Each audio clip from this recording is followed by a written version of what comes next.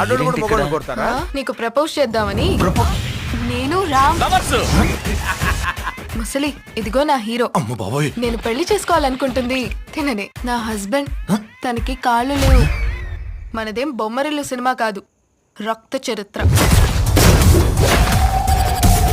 ఈ విషయం డాడీకి తెలిస్తే ఏమవుతుందో ఆలోచించావా?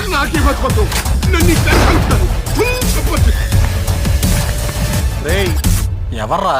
చంద్రముఖి. సత్యభామ. ఈ అమ్మాయి దొరికిందట్రా నీకు? బాబు, అమ్మాయిలు నమ్మొద్దు బాబు, అనుభవించి మరీ చెప్తున్నాను బాబు.